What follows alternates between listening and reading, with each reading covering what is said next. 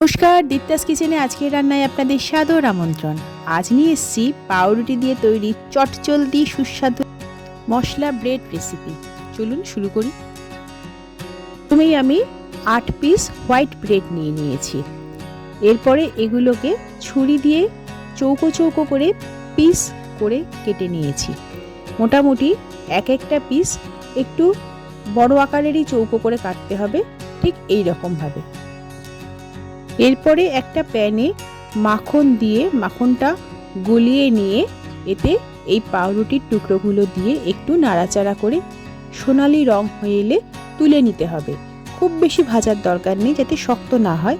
মোটামুটি 1 মিনিট নাড়লেই এটি তৈরি হয়ে যাবে। এরপরে ভাজা পাউরুটির টুকরোগুলো আমরা প্যান থেকে তুলে নেব।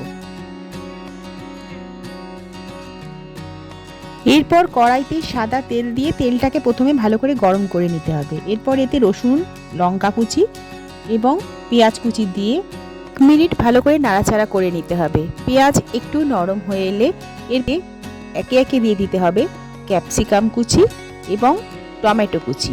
প্রথমে ক্যাপসিকাম কুচিটা দিয়ে অল্প নাড়াচাড়া করে নিয়ে তারপর এতে টমেটোটা দেব এবং টমেটো অল্প নাড়াচাড়া করে নিতে হবে। কোনোটাই খুব বেশি ভাজার খুব একটা প্রয়োজন নেই। মশলা ভাজা ভাজা হয়ে এলে এতে একে একে দিয়ে দিতে হবে নুন চামচ 1.5, কাশ্মীরি লঙ্কা গুঁড়ো তাও প্রায় 1.5 চামচ এবং 1 চামচ ধনে গুঁড়ো।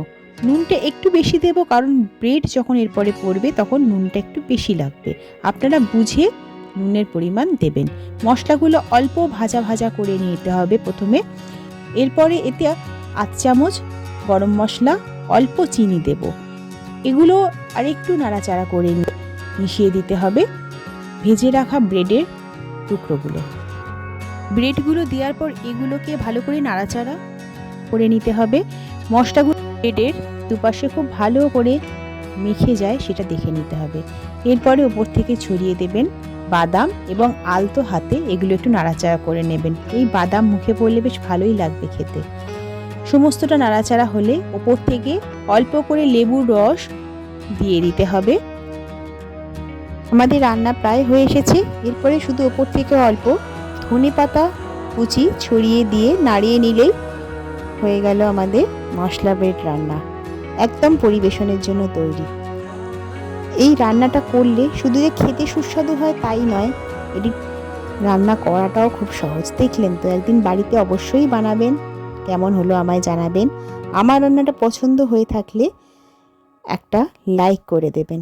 আবার খুব শীঘ্রই কোনো ভালো রেসিপি নিয়ে আপনাদের সাথে দেখা হবে। ততদিন সুস্থ থাকবেন, আনন্দে থাকবেন। আজ তবে আসি। নমস্কার।